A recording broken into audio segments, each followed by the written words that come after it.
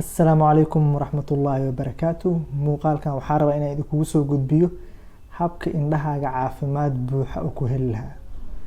Markaan indhahaaga cudur ma qabaan, waxaa rabtaa indhahaaga mar walba inay caafimaad ku yeeshaan oo aad kaga hortagtid cudurro badan ama waxyaalo indhahaaga soo gaari lahaa. Qodobadaas ayaan idinkugu soo gudbin doonaa muuqaalkan. Daawasho wacan.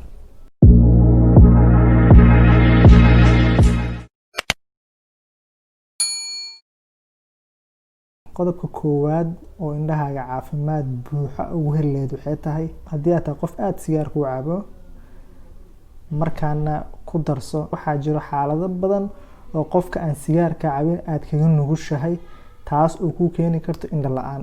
Midda koowaad ah age related macular degeneration, waa cudur aragga rido. Tusaale ahaan markay tahay ishina ama qaybta la yiraahdo retina, halkan oo kale qayb yar oo waxaa jirta dhexe oo la yiraahdo macula. qaybtaas waxay leedahay oxygen badan ayuu ka qaataa. Marka qofka sigaarka cabo, inta badan waxaa yaraanayo oxygenkiisa oo soo gaari lahaa xididada indhaha ayaa hoos u dhacay. Sidaa awgeed waxaa aad ugu nugushahay haddii aad tahay qof sigaar cabo arag leh, weliba mid aan kasoo kabasho lahayn, oo haddii aragga uu saameyn u yeesho aan dib loo soo celi karin. baakado badan oo sigaar haddii aad cabtid oo kale aad u adkaanaysa in hal mar aad joojisid.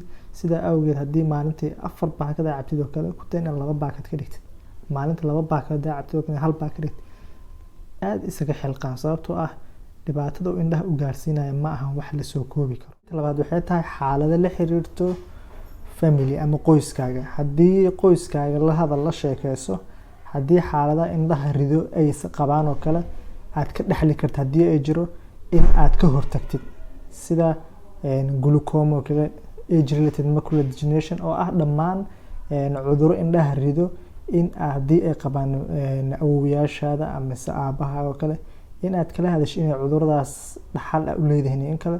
haddii ay qabaanna ka hor inta uu adiga ku soo gaarin ama caruurtaada gaaraba, inaad mar hore kaga jeekaraysid oo baaritaan indhaha gaarsiisid si looga hortago, sababtoo ah cudurro badan oo indhaha ku dhaco sida glaucoma, age related macular degeneration, dhammaantooda waa cudurro hab fudud looga hortagi karo, laakiin haddii indhaha ay soo weeraraanna aan dib loo soo celi karin.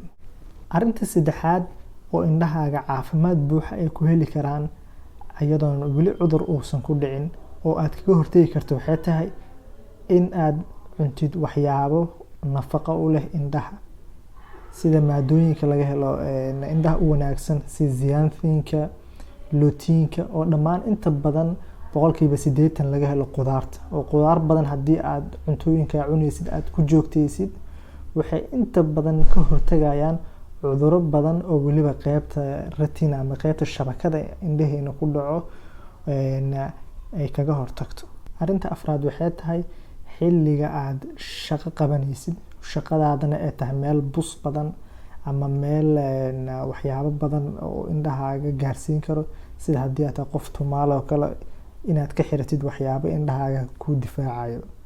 ama haddii inta badan aad tahay qof xafiis fadhiyo kale ama shaashada dul fadhiyo kale, sidoo kale muraayad waxaa jiro oo indhahaaga difaacayo oo waxyaabo badan indhaha ku imaan lahaa ka hortagayo, sababtoo waxyaabahaas oo dhan inaad ka xiratid inta indhahaaga dhibaato ay soo gaarin.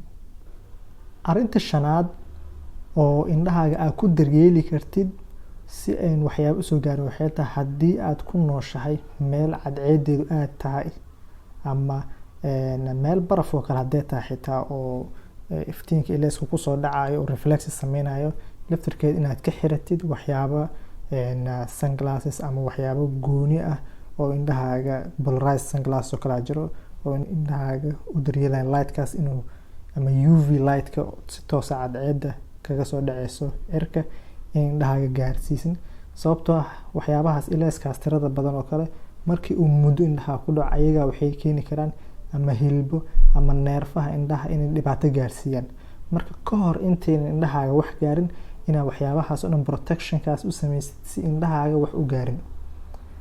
qodobka ugu dambeeya oo indhahaaga aad ku daryeeli kartidna waxay tahay haddii aad xiratid contact lens ama baliishi indhaha, intaadan baliisha taaban ama indhahaaga taaban inaad gacmaha aad ugu miiratid taas oo ka hortagaysa infection markaa ku imaan lahaa indhahaaga inaad kaga hortagtid.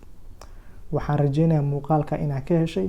haddii aad tahay marka ugu horeysa oo muuqaaladeeda aad daawatid, subscribe sar, gambaleelka shida si muuqaaladeeda mar walba quseeyo caafimaadka indhaha iyo talooyin khaas ah oo indhaha quseeyana aad u heshid.